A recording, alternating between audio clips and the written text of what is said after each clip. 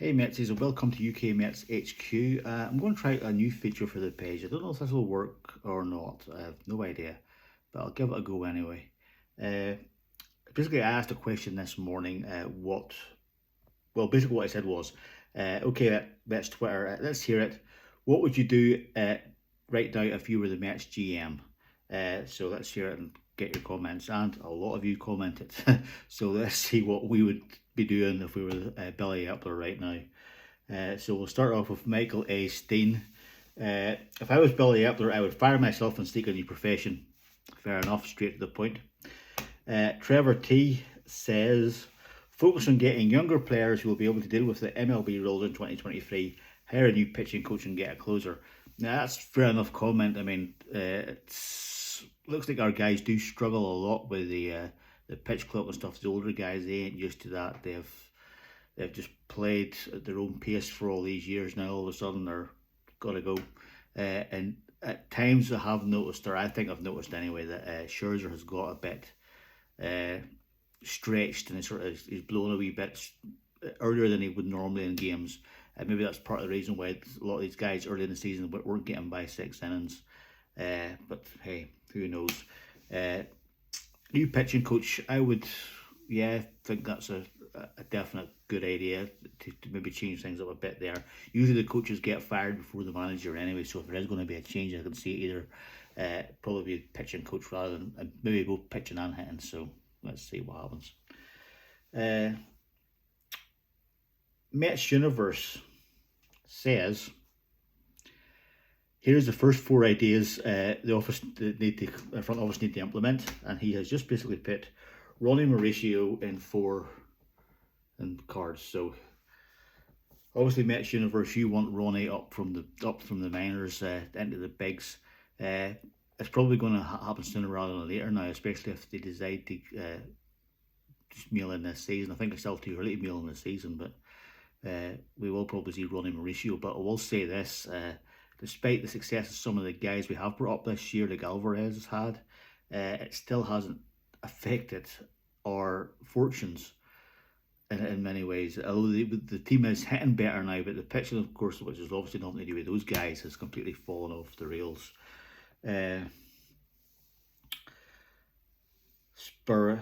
Spirelza, I think that is Sarsarella. I don't know. Says, apologies for getting some of these names mixed up or mispronounced, but hey, I'm an amateur.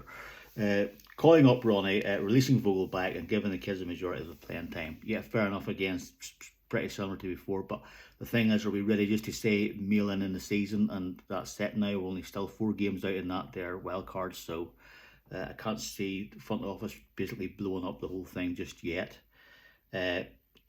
Jerry Kane at New York, Jerry Kane, he's pretty simple here, to the point, resign. So he just wants Epler out. Who would replace him though? I mean, who do we get in to replace Billy Epler? CPA at Mr. Met _CPA says he's been staring at his whiteboard way too long. He's ready to go with this. DFA Hunter, DFA Leon, option Mutt, and option McGill. So he's been putting a lot of thought into this, and nice one CPA for doing that there. He wants to call up Walker, Natoli, Yacobonis, and Satana, and call up Lucchese when McGill's next turn in the rotation comes. And he's got to give some other guys a shot, as his opinion. But yeah, I agree, other guys got to get a shot. They really do, especially if this keeps sliding. But again, we're at that point where we're ready yet to just completely mail in this season. I mean, if we're going to bring up the younger guys and it doesn't work out, then the season is over anyway. But I would say option McGill's maybe a good thing to send him back to AAA if we can. See what happens. I don't know. It's hard to say. It comes to the whole thing, are we going to mail in the season? Adolfo Soto MD at Dr. Adolfo Soto says, sell off and use the opportunity to build up the minor leagues. It's a very good point, actually, because if this season does completely tank, and the Doc's got it right here, because, I mean, if the season tanks, we're going to probably have to sell off Scherzer Verlander, see who'll pick them up, a team that's on a run, and try and bring in younger arms for the rotation. That's the only way we're going to get them. The risk with that is they're maybe going to want some of our younger players. We don't want to be giving any of them up, so we can see a lot of older guys going. And maybe that's part of the reason why they're hanging on to Vogelbach. Maybe they think that somewhere down the line it can be a useful trade piece. Somewhere in there, I don't know. But hey, that's actually a valid point. Jersey Boy says hand in his resignation, so he just wants Billy gone as well. And Meredith at EarthDog23, just with a gift here that, oh, she's done. Meredith's done. Fair enough, Meredith, yeah. It's been pretty hard going, but what can we do? James Krakowski, sorry James if I got that wrong. The GM should be fired. He's created this mess. It's fair enough, he has created a mess, but when you think about it, when we were signing these guys to these contracts, the older pitchers to the contracts, particularly Verlander and Scherzer, were any of us really complaining about that? I mean, we'd seen that they were still going well. I mean, I would question some of the bullpen and things that have happened, but he's lost a closer this year, so it's a hard call, that one completely. I mean, a lot of them moves at the time we were celebrating and cheering them, but just some of them just worked out. I mean, the older guys just haven't worked out, whether it be the pitch clock or what, who knows. Neil Allen fan at Neil Allen fan. I'll always love Neil's tweets. I ship him to the UK and not let him back until they learn to pitch. The entire pitching staff is lost on the drift. Max and Upton have been criminal. We need a new pitching coaching staff. And he says he's on brackets here, he has a suggestion. So, hey, let us hear it, Neil. What's the suggestion? But, yeah, again, is that DHL or whatever, going to ship them over? I mean, where are they going to stay? I mean, we pretty much only play cricket here as far as bat and ball games goes. So, I mean, they'll be bouncing, if they get back from the States from that, they'll be bouncing a little ball short of the plate. I've got a backyard they can train in. Hey, I'll work them out, no problem. For what the hell I know about pitching, I don't know. But hey, worth a try. Shane Fleming. Let's get some serious bullpen work done. I'm guessing Shane means bringing up guys, trying to mix things up. Yeah, again, losing a starter before a closer before the season even starts. I mean, that's a dunt. That's a big dunt. A. Fitz has said, I think the pitch clock has messed up the older pitchers. More of ours are our role. Coaching hasn't helped. I also think Selber did not help retain a strong staff before the Diaz injury. Cleaned house before signings, and the DH should be a powerhouse hitter and not a bad number 9 spot hitter.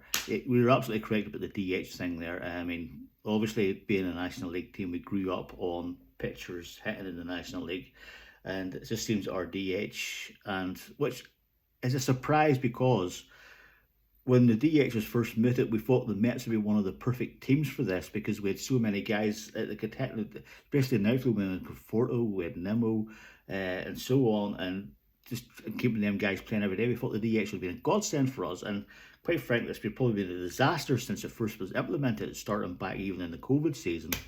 So, yep, definitely something in that DH spot needs to improve. Like how many really genuine DHs is there left in the game?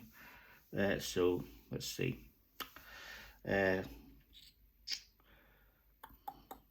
I believe in Nashville. Gene the lawyer, or at Gene the lawyer, says not a lot can be done. The team is too old, too fragile, and too slow. I will keep the kids, sell off as much as possible, and hopefully in a couple of years we can be legit competitive again. Yeah, I totally agree with that. I mean, if that's the way we're going to go and have to sell players, if this free fall keeps going, we're going to have to basically mail in the season. I don't think it'll take us as long as 2 years to be competitive again. I don't think the ownership is going to allow that. I think with the kind of money that they're ready to bash around, especially if we get rid of some of the more high-priced guys that we've got, they'll hit free agency like mad. I mean, they're just going to clean up everybody. There's anybody in free agency that they can get. Metro Chuck, he wants to fire himself. Oh, meaning Billy Epper. Sorry, Metro Chuck. Getting a bit fried here.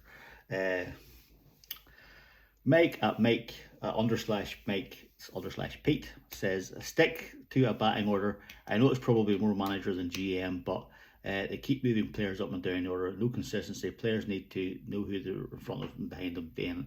I would agree with that to an extent. I think you can shake up once in a while. I think the reason why it's been changing so much was because of the struggles. They were trying to find something that would sort of kickstart this whole offense. And it never really happened the way they thought they could get maybe something to kickstart and then stick with that for a while. That never really happened because we would see a slight uplift in the offense and then all of a sudden it would drop again. So I think that's why we keep flipping back and forth in the lineup. But yeah, I agree, it's a more settled lineup. It's nothing we need, but we need to find what the right gel is first. And with some of these younger guys, we don't quite know. And I'm guessing the management hasn't wanted to push them up the order too soon, to put too much pressure on them, particularly with Alvarez and so on. But we'll see what happens. Here we go. Dave Summers says resign. Yep, pretty solid there. Dave. Ray at Hockey Hot Stove says they will have to tread water, call up the kids, and trade for a bat and a closer at the deadline. Either left field or DH, or a starter or a reliever. Yeah. Again, if that's us, if this free fall continues, we're definitely going to make moves in that kind of direction, you would imagine. Definitely the kids will get playing time right down through August and September if that's the case. I believe in Nashville says, I like to change batting coaches. Our approach is just freaking awful. Everyone goes up there, tries to jack 900-foot homers and predictable results. No one tries to get on base and move the runner along, which is you're absolutely right there. Which they did so well last year. They were excellent at just old National League baseball last year. It was fantastic. It was like a throwback to the 1980s almost, in a sense, with a DH. I would totally agree with guys trying to hit home runs all the time. I hate that. It's one of my pet peeves, especially in this era of launch angles. I mean, they can take launch angles, turn them sideways, and shove them up somebody's ass. I just hate that whole thing. It's guys that can triple to right and double to left. That's what you want. That's what you want to see. It's exciting baseball. It's kind of baseball I think the Major League Baseball envisions with the changes in the rules as well, and the banning of the shift, so that guys aren't trying to launch the freaking ball at 900 feet is every time. It is depressing to see that, but I think it's just a case of our guys who've been caught between a rock and a hard place because they seem to be pressing so much, and that they really are pressing hard to try and get hits and break themselves out of that slump. But the more they seem to be pressed, the more it seems to backfire, and that's the only thing I can think on that one. Yeah. Stop chasing the big signings like Max and JV and build a balanced team. Yeah, it's a fair point. I mean, but yet again, when we were signing these guys, none of us were really complaining about it. We thought, yeah, they've still got legs in them or arms in them. Let's go for it. And it just hasn't panned out yet how we think it would. Plus, as well, I think during the last couple of free agencies, was there any really better pitchers out there than those two guys? I mean, you can only sign who's available. And obviously, they were two of the best based on historic results who were available. So let's see what happens with that. I can see in future years, though, that we will be trying to sign, because I imagine that's the way, like Max, once his thing went done and somebody else became available, they would be, I'm not sure who's available in free agency in the next year or two, but I would imagine they'd be trying to go for these younger guys and see. But again, it's starting pitching becoming way overrated with the way the game has changed in recent years. So it's not like you could get a guy and he would go 8-9 innings every time. So you're looking for a guy that's going to go 6 solid, and then you've got your bullpen. So it's a hell of a mix you've got to balance in there, and that's even more money, especially with starters still demanding big starter money. But hey, we're the team that can afford that. Cynthia just says, don't have much other than to cry. Not helpful, I know. Cynthia, don't cry. It's going to be okay. We'll be fine. Uncle Steve will fix this. We will be good, so don't cry. But hey, I know how you feel.